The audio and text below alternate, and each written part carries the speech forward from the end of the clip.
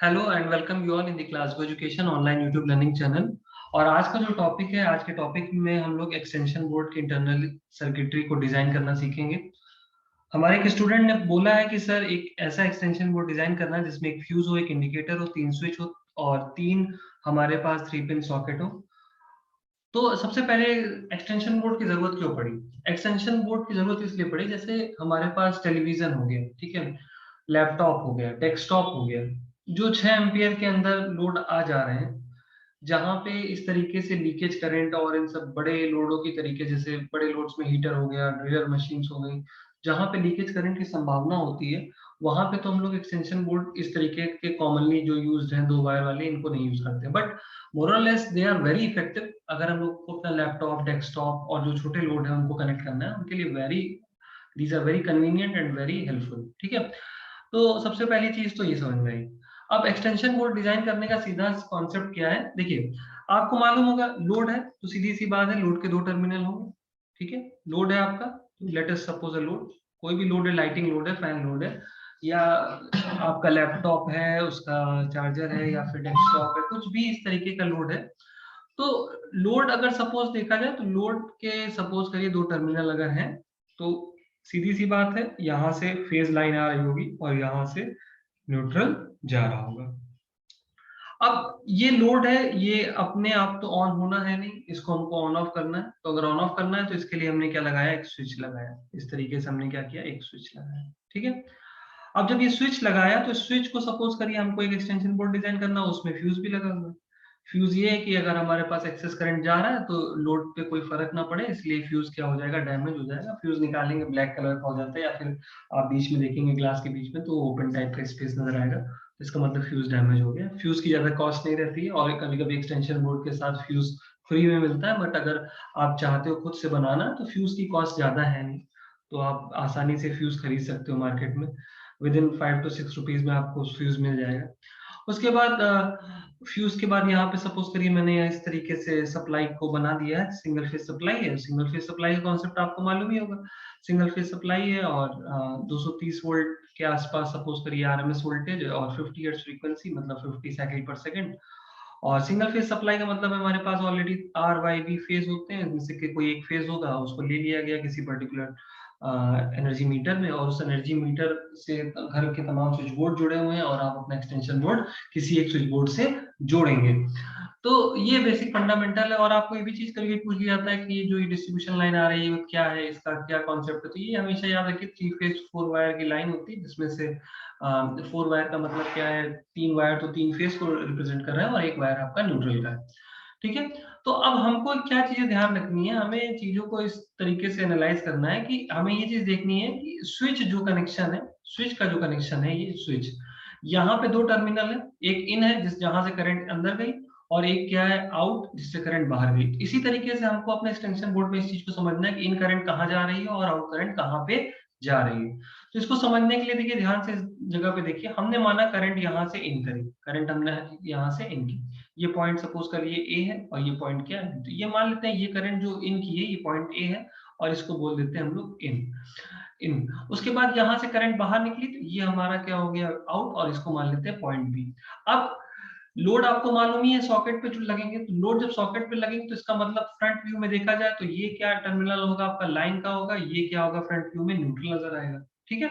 तो आपने क्या किया, लोड का भी कनेक्शन पॉइंट जोड़ दिया है। अब ये स्विच के ऑन ऑफ करने से और लोड को जोड़ने के बाद ये सारी प्रक्रिया होगी। इसी तरीके से दूसरे स्विच में भी वही कॉन्सेप्ट, ये इन और ये इसका आउट, और आउट गया लाइन पे, ठीक। इसी तरीके से यहाँ पे भी है, ये इसका इन और ये इसका आउट, और आउट गया लाइन पे, ठीक। अब न्यूट्रल को तो आपको मालूम ही, हमारे पास लाइन होगी, उसका न्यूट्रल होगा, न्यूट्रल से हम लोग इन सारे जितने भी न्यूट्रल पॉइंट है उनको जोड़ देंगे।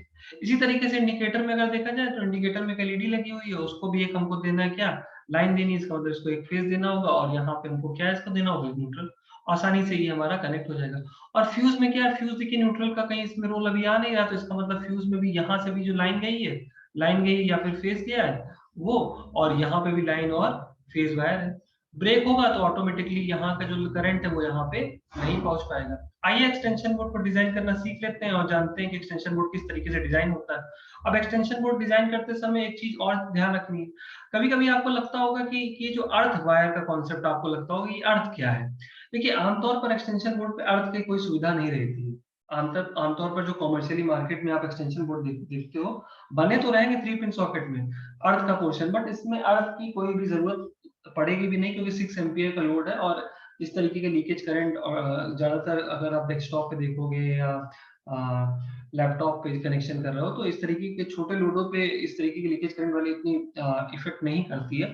तो इसलिए अर्थ का बना रहेगा क्योंकि आजकल देखिए लैपटॉप का चार्जर भी अगर आप देखोगे तो 3 पिन का होता है, तो एक प्रॉपर तरीके से फिट हो जाए एक्सटेंशन मोड में, इसीलिए इस पर्टिकुलर एक्सटेंशन मोड में 3 पिन सॉकेट की जरूरत पड़ रही है। ठीक है, तो अभी अर्थ का यहाँ पे कोई भी रोल नहीं है। ठीक है, अब एक्सटेंशन बोर्ड के कनेक्शन को देखते हैं। सपोज करिए हमारे पास स्विच बोर्ड है और स्विच बोर्ड में यहाँ पे हमारे पास फेज मेंस आ रहा है।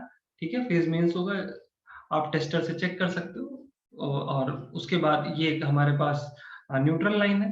ठीक है, कनेक्शन बहुत आसान है, जोड़ते हैं। सबसे पहले फेज मेन से हमारा कहाँ गया, फ्यूज पे गया और फ्यूज के दूसरे टर्मिनल पे वापस आया।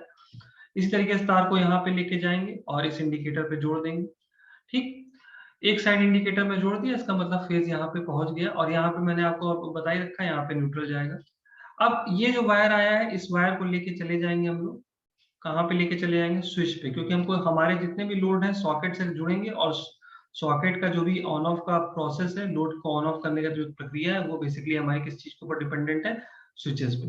तो स्विचेस में बहुत ही ध्यान से इसको जोड़ना है। सबसे पहले हमने इस स्विच को जोड़ा, इन करंट गया और यही करंट फिर क्या होगा, हमारे वायर से इस वाले स्विच पे भी चला जाएगा और फिर यही करंट हम मान लेते हैं इस वाले स्विच पर भी चला गया। ये कनेक्शन हो गया। इन स्विचेस का आउट वाला पोर्शन कहाँ पे चला जाएगा, लाइन पे चला जाएगा। यहाँ पे गया, लाइन पे गया, ये भी गया लाइन पे। ठीक, यहाँ पे लिख लेते हैं this is line, this is also line, this is also line. Front view में ऐसा नजर आएगा। ठीक है, उसके बाद ये पोर्शन मैंने बताया this is neutral, this is neutral and this is neutral. अब आपको क्या करना है, न्यूट्रल वायर को यहाँ ब्लैक से रिप्रेजेंट कर रहे हैं, हम भी इसको ब्लैक मान लेते हैं, ब्लैक कलर ले लेते हैं, इससे हमको आइडिया लग जाए और थोड़ा सा विजुअल पॉइंट ऑफ व्यू से भी हमको हेल्प करेगा। न्यूट्रल वाला ब्लैक कलर का वायर है। अब आपको समझ में आ ही गया होगा ये ब्लैक कलर का वायर क्या करेगा। सबसे पहले देखिए, एक तो आपको इंडिकेटर को जलाना ही है, तो यहाँ पे इंडिकेटर को हम लोग ब्लैक वायर से इसको जोड़ देंगे। इससे इंडिकेटर एक तरीके का लाइटिंग लोड है वो उस चीज को मैनेज कर देगा। ठीक, अब इस न्यूट्रल को यहाँ पे लेके आए और इस न्यूट्रल को हम लोगों ने क्या किया, इस पर्टिकुलर जंक्चर पे दे दिया और यहाँ से आने के बाद यहाँ पे चला गया। अब यही न्यूट्रल आपको क्या है, आपको जहां जहां न्यूट्रल लिखा होगा वहां पे चला जाएगा।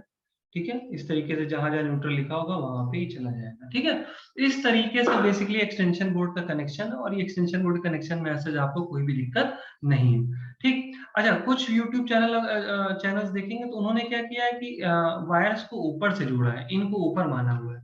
कंफ्यूज ना होइएगा, आपका जो कन्वेंशन जो मैं बता रहा हूँ आप नीचे से मानते हुए चलिएगा, इन वाला आउट वाला, और ये इन वाला कनेक्शन आप सब नीचे सबसे जोड़ दीजिएगा, उसके बाद आउट वाला ऊपर से लेते हुए आप लाइन को तरफ लेके जाइएगा। ठीक, तो यहीं पे हम इस पर्टिकुलर लेक्चर को वाइंड अप करते हैं। इन केस अगर आपको ये वीडियो अच्छा लगता है तो लाइक और सब्सक्राइब करिएगा, साथ में कोशिश यही करिएगा एक बार एक कोई कमेंट करिएगा जो भी नया टॉपिक अगर आपको लगता है कि जिन पे इलेक्ट्रिकल सर्किटरी के ऊपर जहाँ पे कुछ डिफिकल्टी है या फिर कोई ट्रिक है तो प्लीज जरूर मेंशन करिएगा।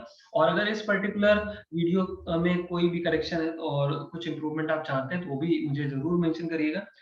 और कोशिश करिएगा पीसीबी डिजाइनिंग जैसी चीजों पे भी थोड़ा सा प्रयास करना स्टार्ट कर दीजिए।